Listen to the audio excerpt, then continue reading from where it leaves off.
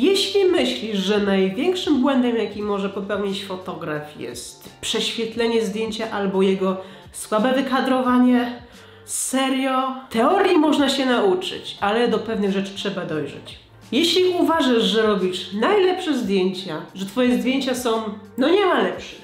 Kotku, dlaczego się nie świecisz? Nie przyjmujesz żadnej formy krytyki, a wszelkie uwagi innych osób traktujesz z agresją i w ogóle, że oni się nie znają, że oni są przeciwko tobie, cały świat jest przeciwko tobie. I ogólnie, jeśli nie potrafisz przyjąć konstruktywnej krytyki kierowanej w twoją stronę, to ty nie masz prawa się w ogóle rozwijać w fotografii, bo na błędach się wszyscy uczymy.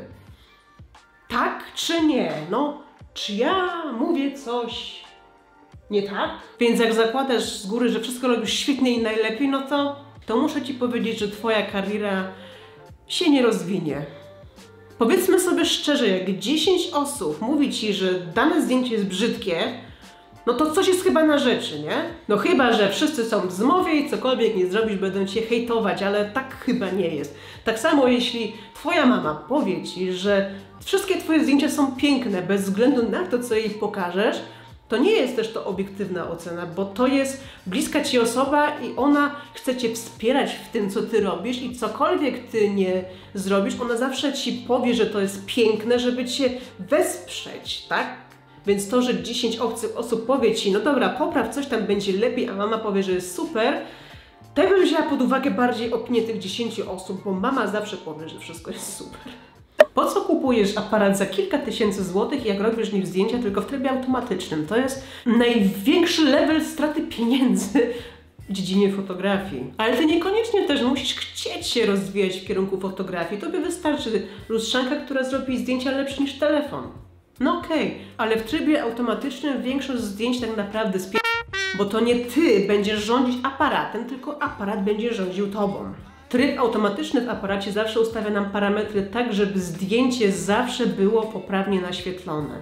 I to jest jego główne zadanie. Także nie dziw się, jak czasem na przykład twoje zdjęcie ma ISO 1 miliard, bo aparat stwierdził, że przy takim ISO poprawnie naświetlić zdjęcie, albo zbyt krótki czas naświetlania i zdjęcie jest poruszone. Ale jest dobrze naświetlone, co z tego, że jest poruszone? Aparat nie wie, jaki ty chcesz efekt uzyskać. On robi taki ogólny efekt, który według niego jest poprawny.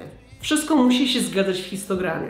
Tryb automatyczny możesz ustawić, jak na przykład idziesz spacerem w parku i nagle widzisz wiewiórkę, to ty nie masz czasu zastanawiać się, co ty ustawisz tym aparatem, tylko po prostu klikasz i masz wiewiórkę, bo ta wiewiórka za chwilę ucieknie. Po to jest tryb automatyczny, żeby przyspieszać pewne rzeczy. Kiedy przed tobą stanie wiewiórka, nie ma czasu na myślenie, trzeba działać. Hello! To chyba jest tak w każdej dziedzinie, że chcesz coś osiągnąć szybko, małym nakładem czasu i najlepiej od razu.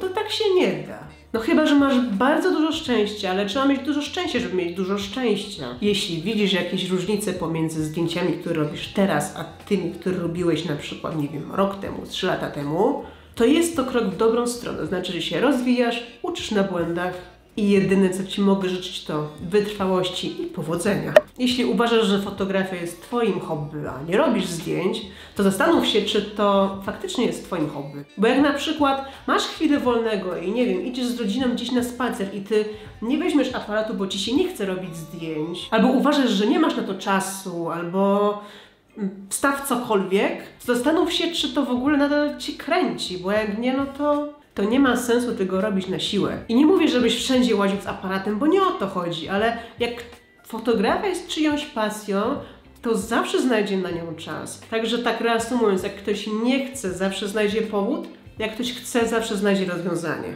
A jeśli chcesz poznać więcej takich gorzkich prawd od zawodzie fotografa, koniecznie kliknij w ten film.